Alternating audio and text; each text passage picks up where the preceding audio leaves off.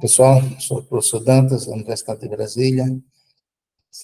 Desenvolvemos esses vídeos como suporte a um curso ministrado pela Universidade de Brasília, em parceria com o TCM Bahia, a respeito de auditoria financeira no setor público. Então, uma sequência de vídeos já, e esse vídeo em especial vai tratar da parte de planejamento, né? A gente já desenvolveu o primeiro vídeo, esse aqui é o segundo vídeo, vídeo 2, da parte de planejamento, que a gente dividiu em duas partes para ficar mais tranquilo, mas é muito importante que você só veja esse vídeo depois de ver na sequência, pelo menos a parte de planejamento, o vídeo anterior, ok? Eu vou compartilhar aqui a tela para desenvolvermos. Bom, é o seguinte, no vídeo anterior, que a gente tratou do processo de planejamento, a gente discutiu como compreender a entidade e o seu ambiente, como isso já vai oferecendo indícios sobre questões que devem chamar a atenção do auditor, né, no exame das demonstrações financeiras. Depois, a gente discutiu sobre compreender o controle interno, depois de você compreender a entidade, o ambiente em que ela se insere, que tipo de transação, que tipo de operação realiza, que tipo de evento de natureza financeira ela produz. A gente passou pelo processo de compreender o controle interno, depois identificar as afirmações implícitas e explícitas nas demonstrações financeiras, né, que são a base do processo de auditoria, né? Depois, discutimos como avaliar os riscos de distorções materiais, e o tempo todo a gente está falando o seguinte, olha, o auditor ele vai ser responsável por opinar sobre se as demonstrações financeiras sob exame não contêm distorções materiais. Mas o que é material? O que é a materialidade, né? Então, esse tópico agora a gente vai discutir sobre como definir, como determinar a materialidade. Tá? Então, é o seguinte, a informação é material se a sua omissão ou distorção poderá influenciar as decisões dos usuários das demonstrações. Então, algo é material no setor público. Por exemplo, se aquela distorção modificaria a percepção do Poder Legislativo, dos conselheiros e ministros de tribunais de contas sobre o que está acontecendo naquela entidade que está sendo examinada. Tá? Então, por exemplo, isso é uma distorção material. Se aquele erro ou distorção ela for suficientemente importante para distorcer a compreensão dos usuários dessas demonstrações. Né? Para a execução da auditoria, significa o valor ou valores fixados pelo auditor para reduzir a um nível baixo a probabilidade de que as distorções não corrigidas e não detectadas em conjuntos possam exceder a materialidade para as demonstrações como um todo. Bom, o que é que isso significa? O conceito de materialidade, portanto, no primeiro bullet, ela é muito subjetiva, ela é um conceito, né? Ela é uma abstração. A distorção é material se aquele erro for relevante. Ah, mas o que é relevante? É um conceito, é um julgamento, né? E mais do que isso, pessoal, é um julgamento que pode mudar de pessoa para pessoa, né? Então, por exemplo, quando eu posso julgar que uma informação é relevante e você, eventualmente, fazer um juízo diferente, né? Então, esse aqui é um problema grave que a gente enfrenta na auditoria financeira. Por quê? Porque eu, auditor, eu vou ter que definir o que é material, mas eu tenho que definir o que é material pensando no que você, usuário, entende como material, como relevante. Ou seja, eu defino a materialidade, mas tentando refletir o que seria o julgamento do usuário. Esse é o grande problema da discussão da materialidade. Né? Em termos práticos, pessoal, como é que funciona? Se a materialidade é um conceito associado à relevância da informação, para a execução da auditoria, para que você consiga realizar a auditoria de forma mais prática, você precisa definir alguns parâmetros do que seja materialidade, né? E aí você vai ter que fixar um valor, definir um valor, né? Um valor que seja material. E aí vem toda essa dificuldade. Aí sai 2320, ela trata exatamente das diretrizes sobre como você vai fazer isso, tá? Então, é o seguinte, de cara, de partida, você tem que ter em conta que decisões de materialidade são uma questão de julgamento profissional, não é uma questão objetiva, embora a gente vai ter que definir um valor, mas ela não é uma questão objetiva.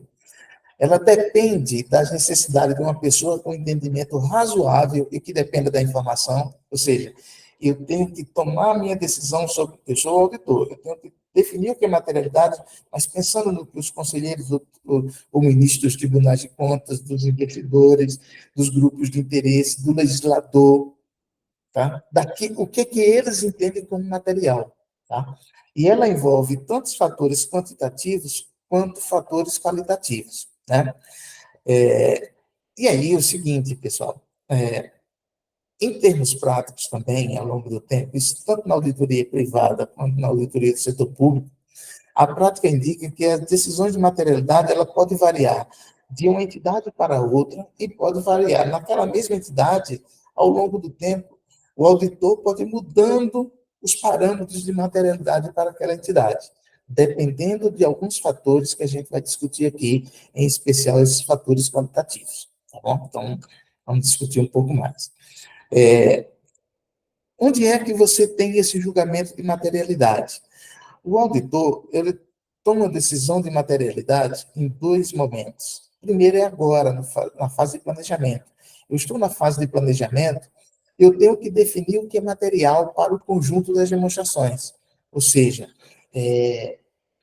aquilo é material se no conjunto das demonstrações, na demonstração financeira consolidada, né? Então, o conjunto das demonstrações é toda a demonstração financeira, não é uma conta específica, né?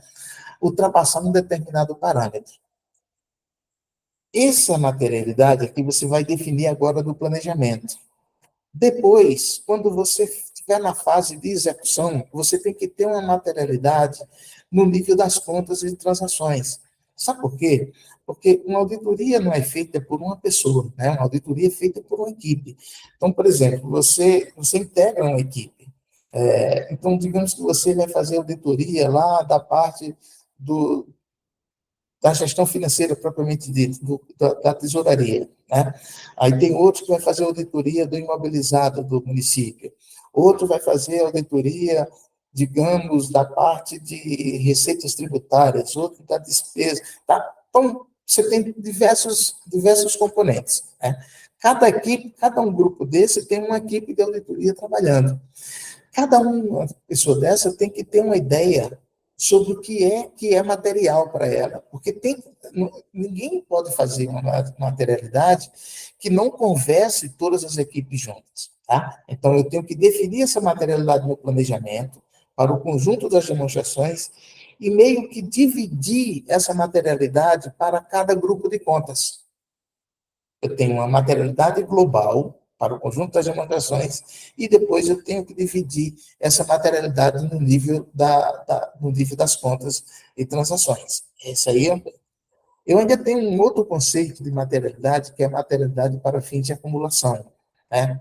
Essa materialidade para fins de acumulação é a materialidade seguinte: quando você vai identificando, estou fazendo auditoria, tropecei num problema aqui, tem uma distorção aqui no estoque de materiais de hospitais, etc., medicamentos de hospitais, de tanto. Ah, mas essa materialidade é importante? Ela não atingiu ainda a materialidade da execução do nível da conta, que é global, é uma transação, é um evento.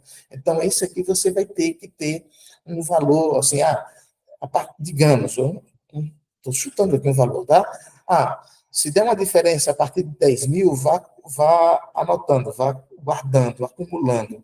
Se ficar uma diferença abaixo de 10 mil, pessoal, só comunica a administração e nem perde tempo de ficar controlando, porque 10 mil é tão pouco dentro de um universo de milhões que estão transitando que não vale a pena. Percebeu? É sobre isso que a gente está falando, né? Então, tem um terceiro ponto, que é materialidade para fins de acumulação, né? Que é esse aqui. Então, eu tenho materialidade do planejamento, eu tenho materialidade no livro das contas, e ainda tenho essa materialidade que é no livro de evento, tá? E aí essa materialidade no livro de evento, você acumula para avaliar a materialidade das contas. E depois você vai avaliar todas as contas para avaliar a materialidade no nível das demonstrações. É sobre essa sequência que a gente vai discutir um pouco mais. Bom, qual é o ponto de partida, pessoal? O ponto de partida, portanto, é a materialidade do planejamento. É a materialidade global para o conjunto das demonstrações, como a gente viu aqui. É essa materialidade aqui que a gente está falando. Mas como é que eu defino isso? Na área privada, a gente tem práticas, a prática geralmente é assim, por exemplo, tem um lucro antes da tributação, tem uma receita líquida de vendas, é um percentual dos ativos, um percentual da margem bruta, um percentual do patrimônio líquido. Tem um critério que é o correto e outro que é incorreto? Não, pessoal, não tem um critério certo e outro errado. Tem critérios. Cada firma de auditoria tem seus próprios guidelines, né, suas referências, ou essas regras de bolso, né?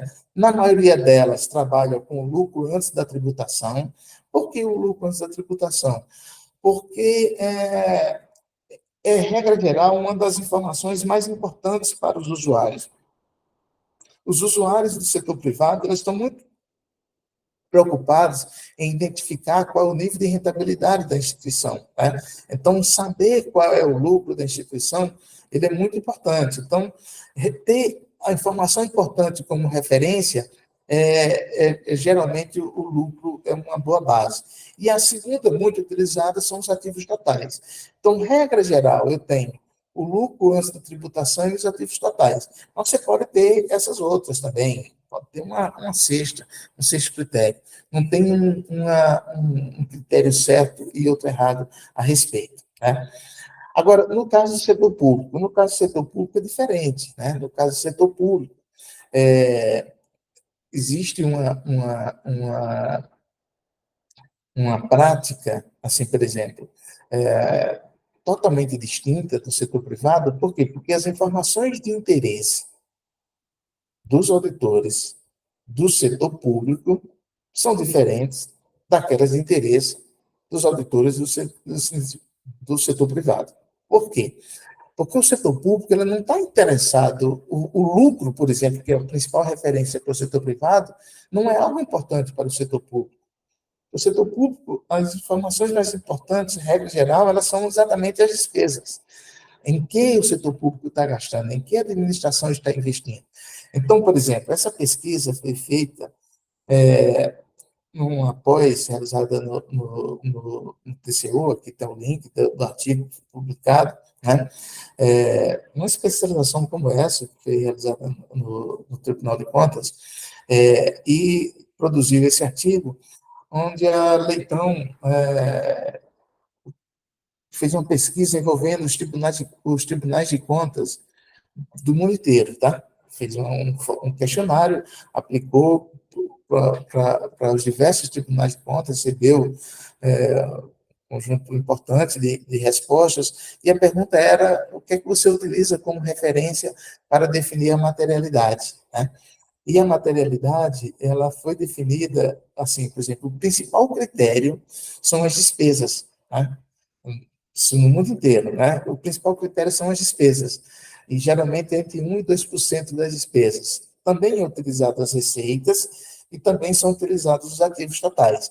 Mas, assim, disparado, o critério mais relevante para a auditoria no setor público são as despesas totais, o que é coerente, porque as despesas são o foco de maior preocupação por parte dos usuários das demonstrações financeiras da administração pública. Querem saber onde os recursos estão sendo investidos. E também tem a receita, obviamente, que tem a parte da arrecadação.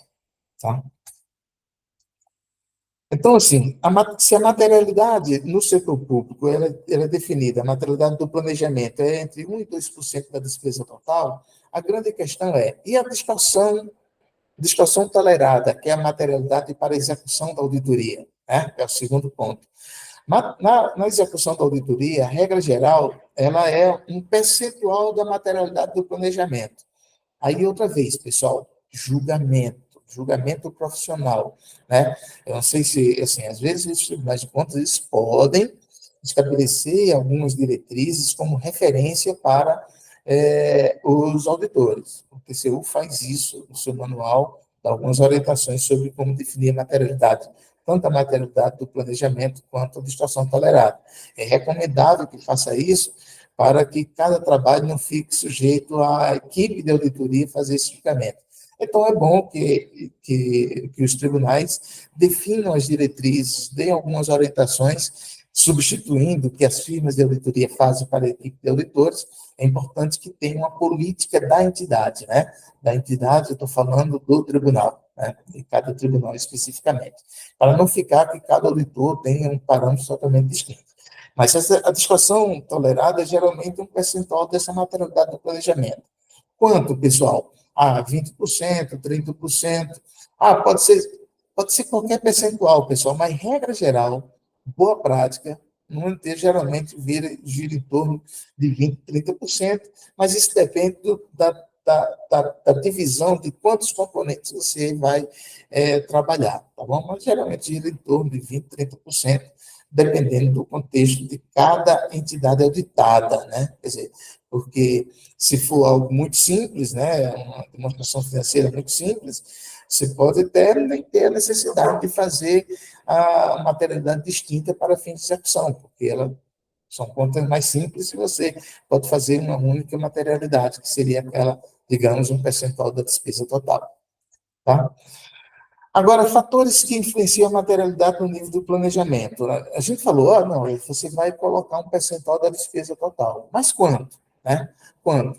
Eu posso ter a necessidade de atribuir para uma determinada entidade uma, uma materialidade de, digamos, 1% da despesa e outro colocar 2, ou colocar 3.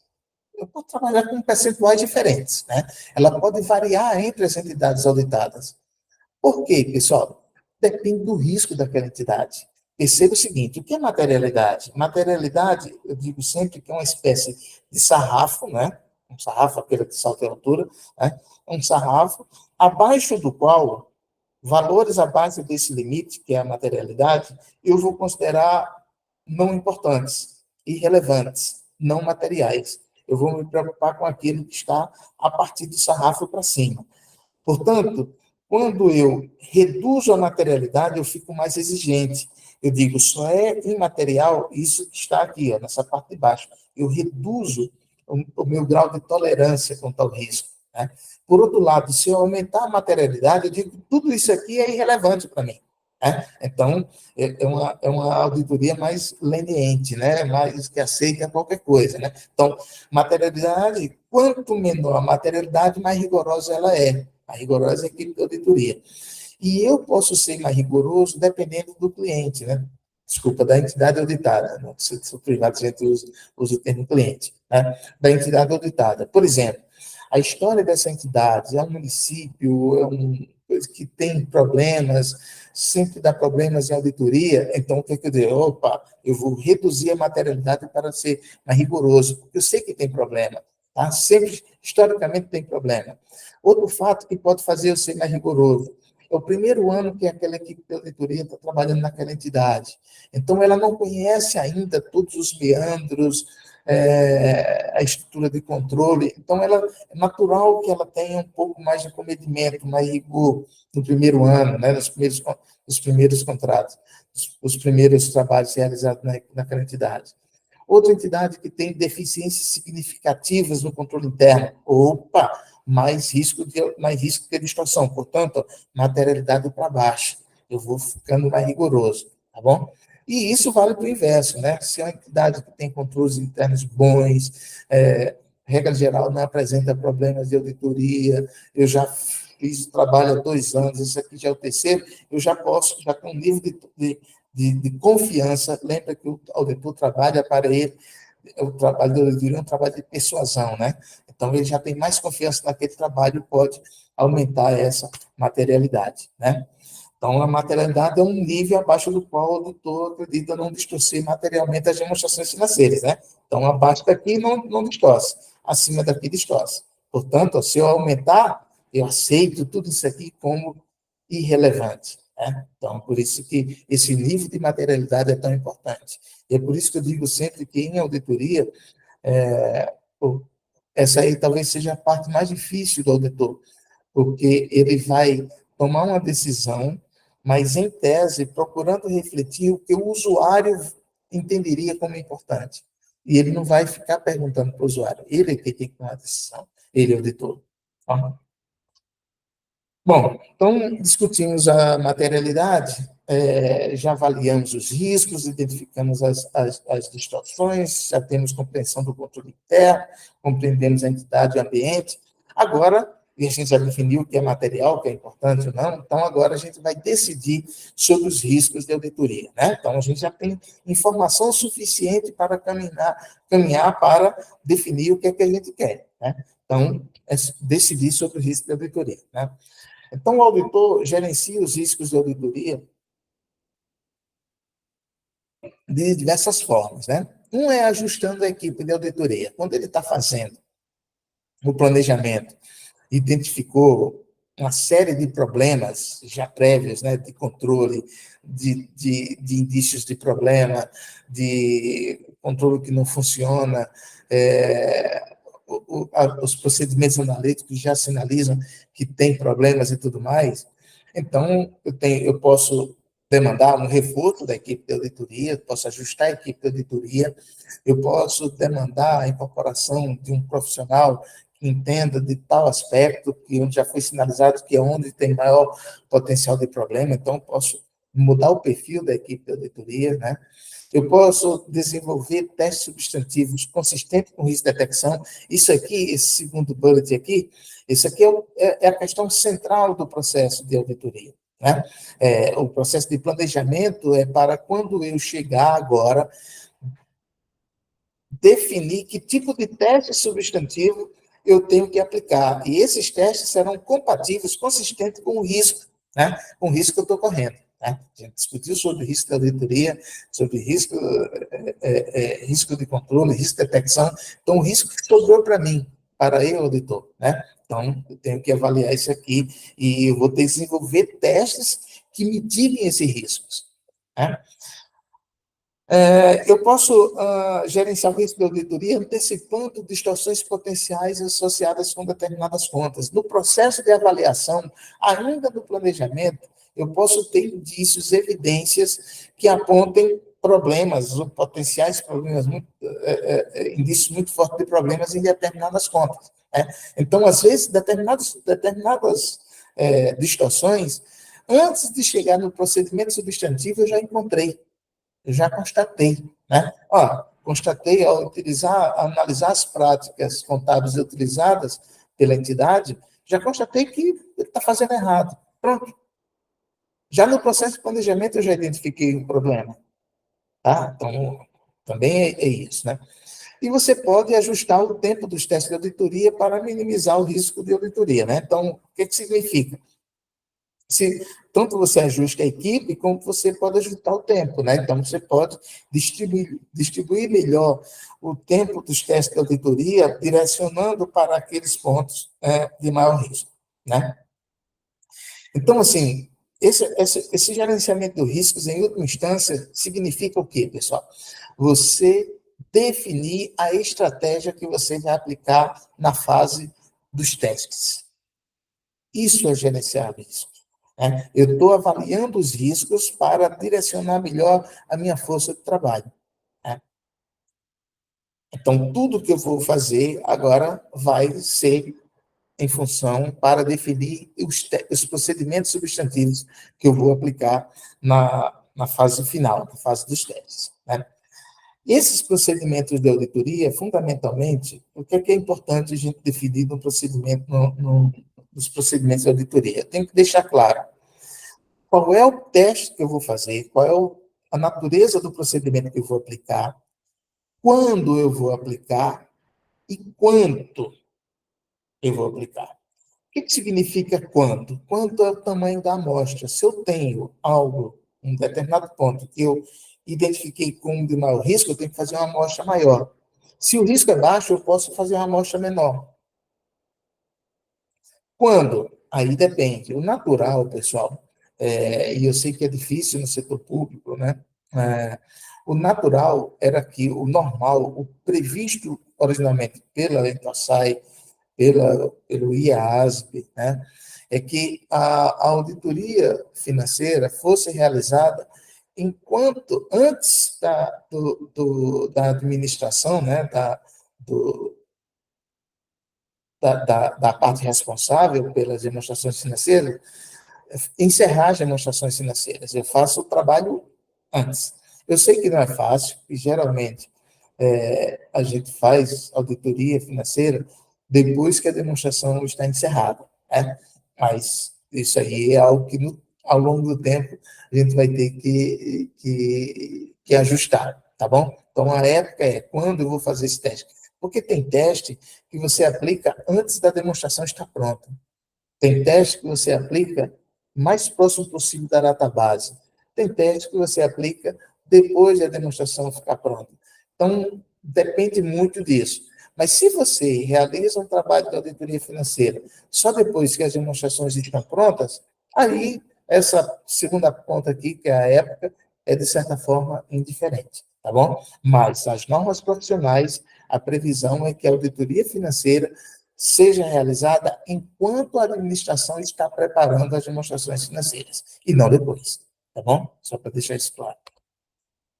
Bom, natureza, né? Então, a natureza é a descrição do procedimento, é a clareza de que tipo de procedimento você vai fazer, é a abordagem apropriada para cada conta ou conjunto de transações, é deixar claro que tipo de afirmação que se pretende testar, né?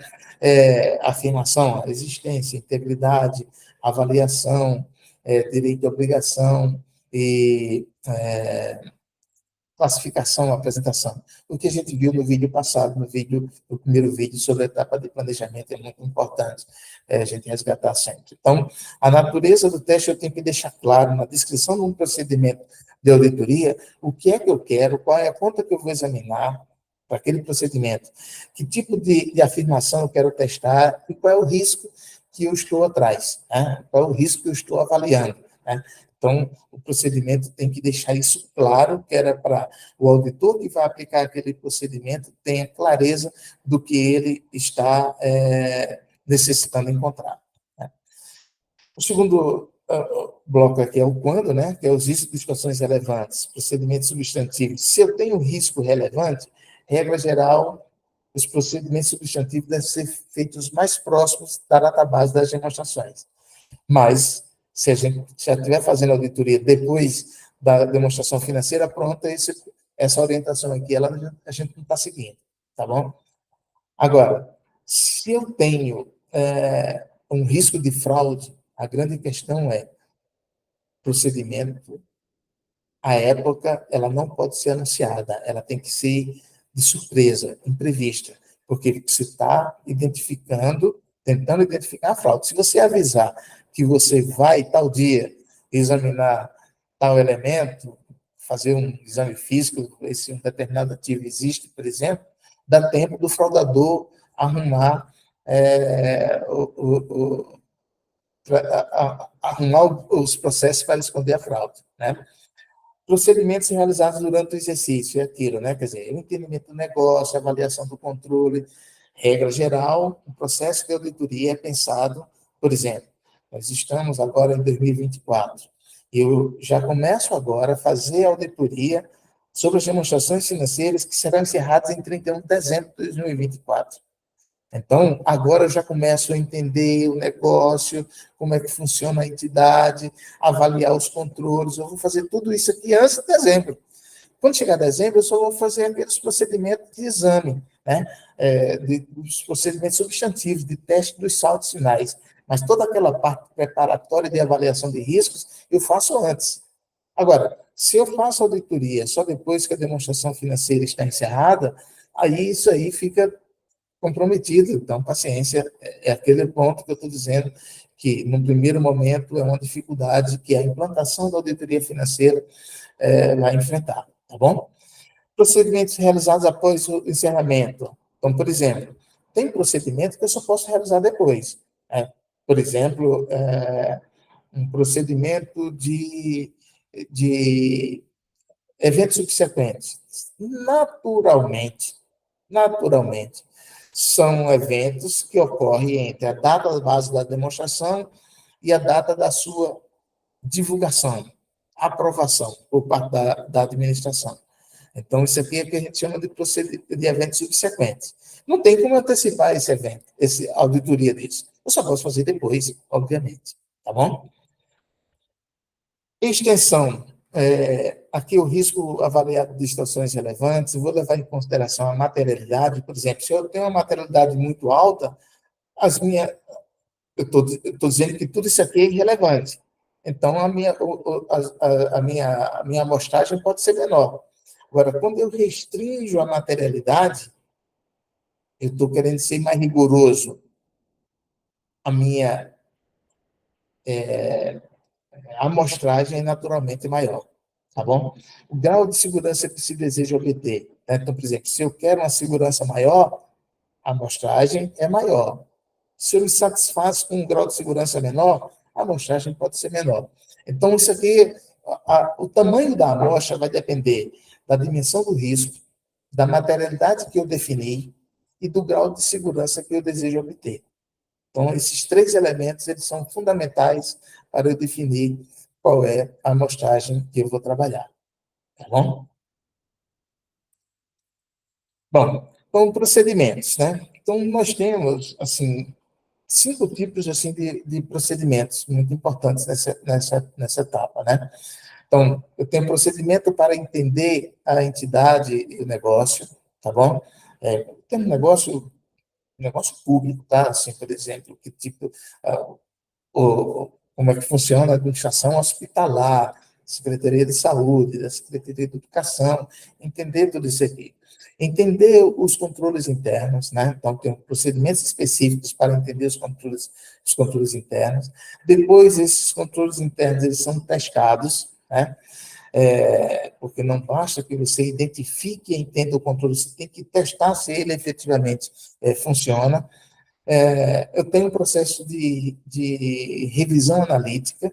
Revisão analítica é o exame de determinado comportamento ao longo do tempo já sinaliza algum tipo de transação fora do padrão, né? Um comportamento absolutamente fora do padrão. Digamos, eu estou analisando determinado tipo de despesa com educação, sei lá, um determinado programa. E ele tinha um comportamento de gastos assim, de uma hora para outra disparou o gasto. Significa que isso está errado? Não, pessoal, significa que esse ponto fora da curva, você tem que ir lá e ter convicção de que ele está efetivamente correto. Então, a revisão analítica é muito útil para a gente identificar os indícios de problema. Não é prova suficiente de que tem problema, tá bom? E depois a gente tem os testes substantivos. Os testes substantivos são os testes efetivamente sobre os saldos contábeis, né? Sobre os saldos contábeis. Tanto em termos patrimoniais, quanto em termos de variações patrimoniais ou de resultado, né? Esses testes substantivos, que é o que vai para a fase do teste de campo, ou para a fase do trabalho de campo propriamente dito, então a gente tem outros tipos de procedimentos, inspeção. Inspeção é que você vai lá verificar, por exemplo, se tem aquele tipo de material que a demonstração financeira está dizendo, um estoque de IMEC. Então, você pode ir lá fazer uma auditoria lá no inventário para ter convicção, né, ter elementos que assegurem que aquele estoque que está apresentando na demonstração financeira efetivamente existe, né, não venceu, não tem qualquer tipo de... foi recebido do fornecedor, né? Então, tudo isso aqui está lá. Né? Observação é aquele tipo de procedimento em que você vai observar como o processo é realizado, né? Isso aqui é muito útil, principalmente quando você está testando controle, né? Mas você também pode utilizar como procedimento substantivo. Confirmação externa é quando você solicita a confirmação daquela informação por parte de uma entidade externa. Digamos, O município, o governo do estado, a União, ele tem, digamos, vamos lá, o governo do estado. O governo do estado tem a sua conta movimentada em tais bancos. Então, por exemplo, você tem que fazer uma confirmação externa para esses bancos para atestar de que aqueles recursos disponíveis que aparecem na demonstração financeira efetivamente existem. Né? Então, você pede a confirmação externa. Né?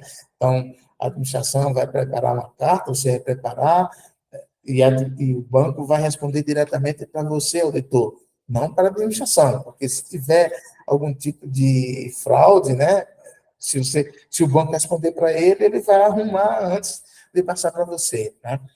Recálculo. Recálculo é o tipo de procedimento muito utilizado, principalmente quando a gente está lidando com depreciação, com algum tipo de provisão, a parte de inventário. Verificar, às vezes eu tenho uma planilha, está tudo bonitinho ali, né?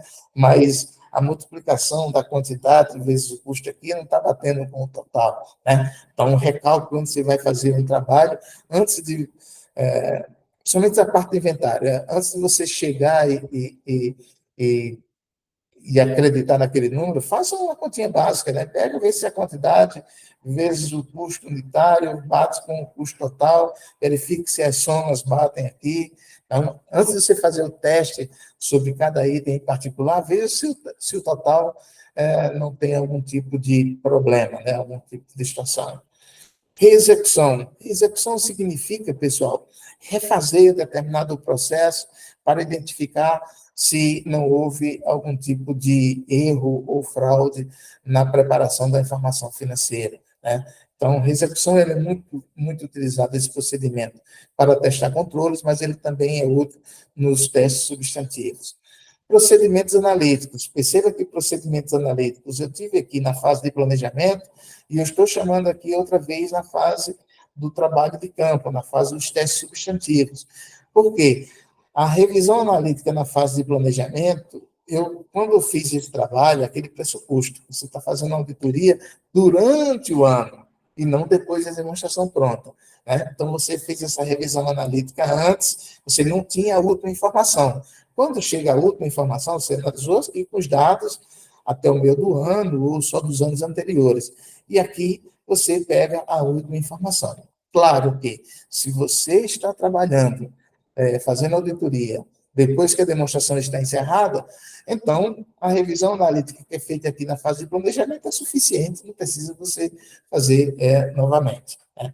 E indagação, perguntar, questionar, entender, isso seria sempre muito importante por parte do auditor. Né? Assim, a primeira coisa, assim, o auditor tem que tomar muito cuidado para, na primeira sinal de que tem um problema, não sair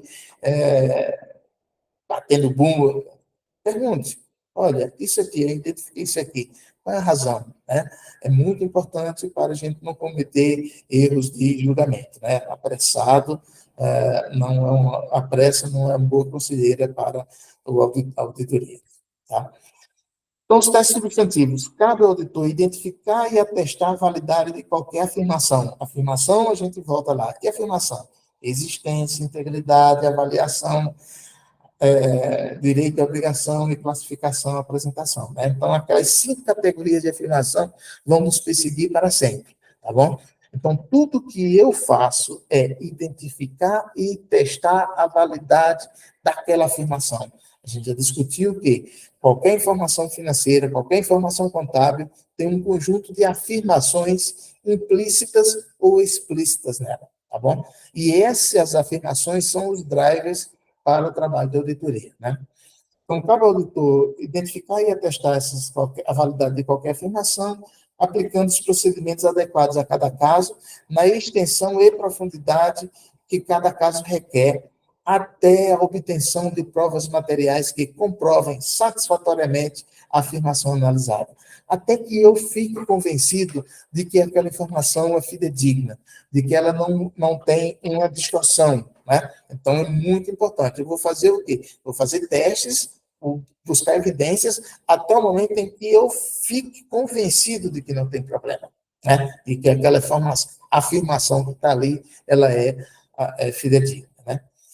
A aplicação de procedimentos de auditoria precisa estar atrelada ao objetivo que se quer atingir. Claro, o procedimento de auditoria, por exemplo, se, quando eu vou fazer, digamos, eu vou pegar o estoque de medicamentos de um determinado município, digamos que isso seja muito importante, né?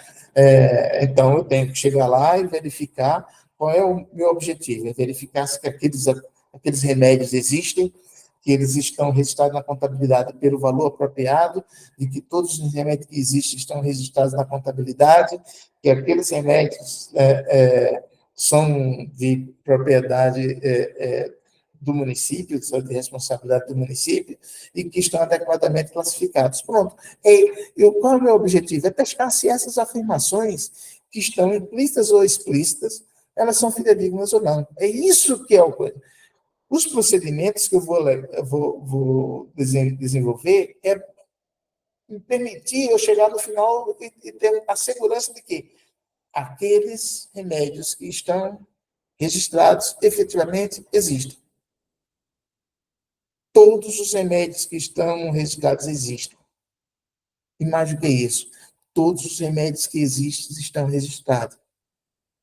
Eles estão registrados pelo valor efetivo de aquisição. Percebeu? É sobre isso que a gente está falando. Por isso que eu digo, o driver sempre do processo, todo o processo de auditoria são as afirmações. Tá? A opinião formada pelo auditor precisa estar apoiada em bases sólidas, alicerçada em fatos comprovados, evidências factuais e informação irrefutáveis. Claro, esse é o nosso processo. Esse é o processo de auditoria. Né? Bom, então aqui a gente terminou, depois de compreender a entidade, compreender o controle, identificar as afirmações, avaliar os riscos, determinar a materialidade, decidir sobre os riscos da auditoria, definindo os procedimentos que serão aplicados, né? Agora, vamos definir a amostragem, né? Tão importante também, né? Que a gente discutiu um pouco quando a gente estava falando de materialidade, né? Então, a amostragem, as auditorias geralmente envolvem a amostragem, dada a dificuldade de examinar 100% das transações durante um período, né? Então, a resposta é que o auditor necessita de um meio efetivo e eficiente para formar juízo sobre uma população, sem que possa necessariamente examinar todas elas, né? Então, eu não preciso examinar todos os eventos para formar um juízo sobre a população, né? Então, por exemplo, vou pegar outra vez os casos do estoque de remédio. Eu não preciso contar e examinar cada ampola de um remédio, cada frasco, cada comprimido. Não preciso fazer isso. Mas se eu fizer uma amostragem, né, de preferência uma amostragem estatística que me permita, ao examinar um pedaço da população, formar um juízo sobre o conjunto. Essa é a ideia, tá bom? Essa é a ideia do. Então, os objetivos da amostragem, quando aplicado a saldos contábeis, é estimar o montante de distorção da população. Olha só, pessoal, se eu testar, por isso que eu preciso de um método estatístico para fazer essa amostragem, tá? Porque se eu testar um pedaço da população, uma amostra dessa população, se eu seguir os ritos científicos de seleção da amostra, a materialidade, tamanho da amostra, qual o tipo de segurança que eu quero e tudo mais, permite que eu faça a inferência sobre o todo, sem que tenha examinado o todo. Porque eu não quero saber só dos problemas que aconteceram naquele pedaço que eu peguei como amostra. Eu tenho que ter a capacidade de inferir o que tem de distorção na parte que eu não examinei. Essa é a ideia. Tá bom? Então, eu tenho que ter a capacidade de estimar o montante de distorção na população subjacente. Tá? Então, essa é a ideia da amostragem aplicada a saldos contábeis.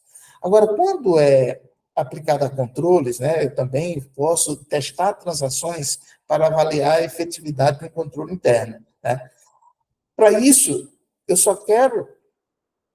O meu objetivo central não é fazer inferência sobre o conjunto, é só ter segurança de que o controle funciona ou não, tá bom? Então, esses são objetivos distintos. Tem uma ensaio específica, que é a ensaio 2530, que vai tratar especificamente sobre a amostragem, né? Então, assim, ao determinar a extensão de um teste de auditoria ou método de seleção de itens, o auditor pode empregar técnicas de amostragem. Na definição dessa amostragem, o auditor deve considerar a relevância da informação a ser testada, o risco de auditoria envolvida e a efetividade do sistema de controle, né? E priorizando sempre, né? Por exemplo, relevância da informação, a informação mais importante, a amostragem é maior. Risco de auditoria envolvida, risco é maior, a amostragem é maior. Risco menor, posso reduzir. A informação não é importante, eu posso reduzir. O controle é bom, eu posso reduzir. O controle é ruim, eu tenho que aumentar.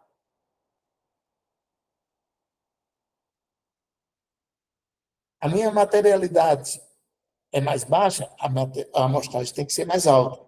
A minha materialidade é mais alta, a amostragem tem que ser mais baixa.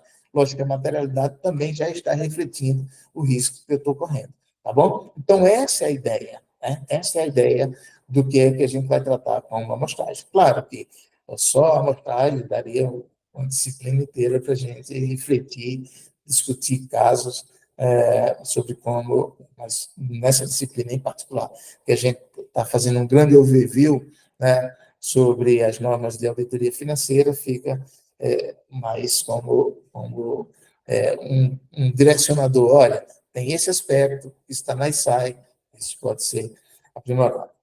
Então, a amostragem estatística é sempre priorizada para que você possa fazer inferências sobre o conjunto, né?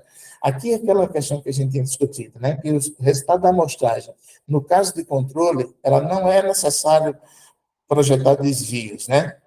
O desvio da amostra corresponde ao projetado para a população. Então, você fez os testes de controle, você examinou 20 transações, em 10 deu problema, 50% das transações deu problema. O controle é bom ou é ruim? Pronto, acabou a história. Você não precisa fazer uma inferência sobre tudo. Então, a taxa de desvio da amostra inesperadamente alta aumenta o risco. Então, o controle é ruim. Simples assim. Agora, se ela é nos testes substantivos, aí eu estou falando do caso de contabilidade, de informações contábeis, então o auditor deve projetar as situações para a população. Ele examinou a amostra, identificou os problemas na amostra, tem que projetar para a população. Agora, muito importante isso aqui, a projeção pode não ser suficiente para determinar o valor a ser registrado.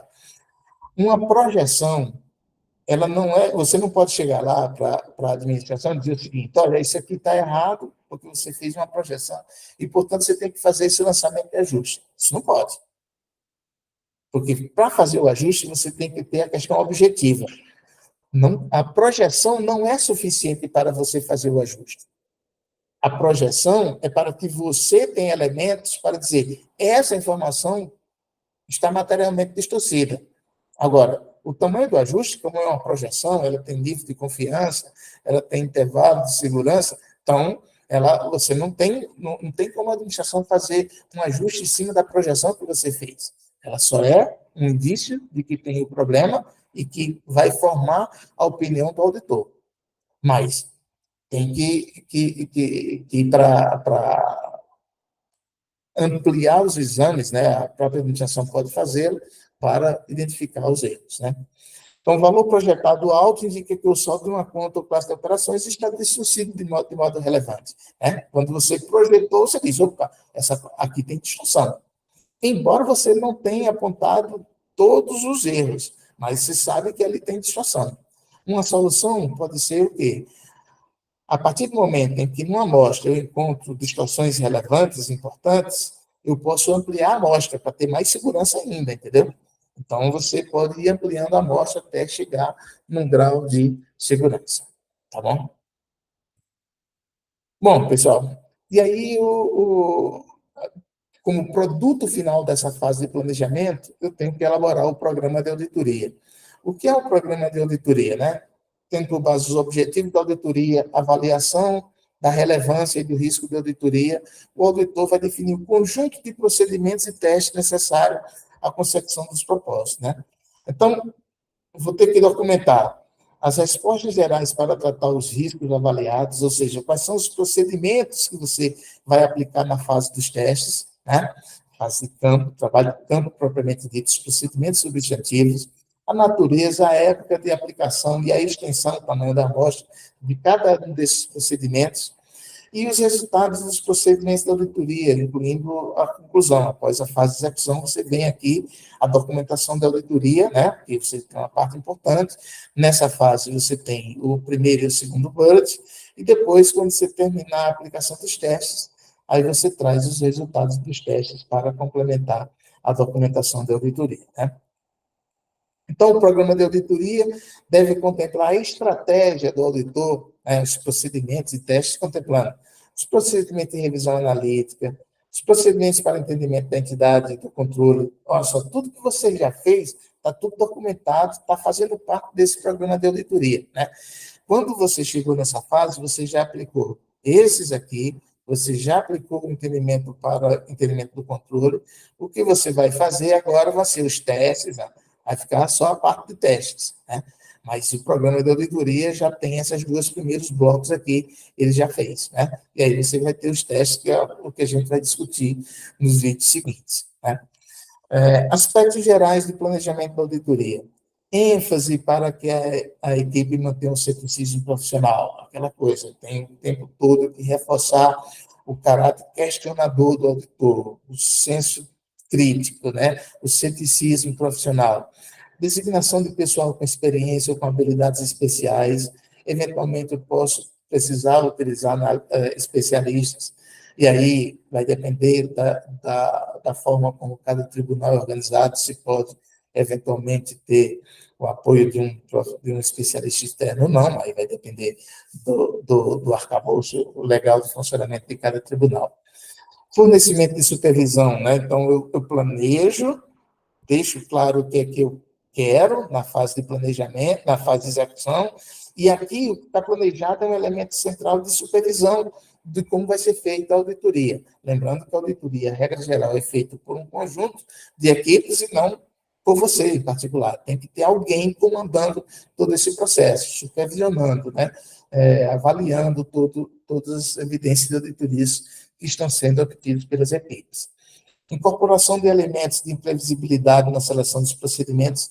É o seguinte, pessoal, quando você faz um planejamento, é lógico que aquilo ali é o norte do seu trabalho, é o que você está esperando que seja encontrado, né? É o que vai ser realizado. Mas aquilo é uma direção. Você tem que estar preparado para, eventualmente, a necessidade de, ao encontrar determinado elemento, revisar o seu planejamento. Olha, o planejamento ia apontar nessa direção, mas eu encontrei essa evidência, eu vou mudar.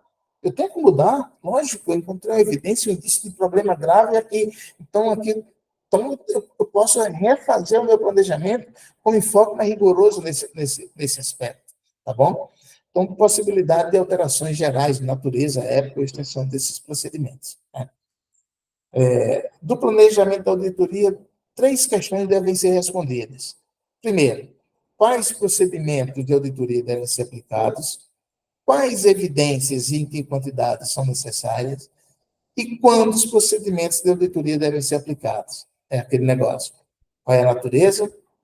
Quanto eu vou precisar da evidência? E quando eu vou aplicar esses procedimentos de auditoria, né? Então, isso aqui é meio que fosse o fechamento do processo de planejamento da auditoria financeira.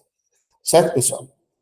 Então, assim, o programa de auditoria deve detalhar os planos do auditor para obter, avaliar e documentar essas evidências, né? Então, essa aqui é a síntese do processo de planejamento da auditoria.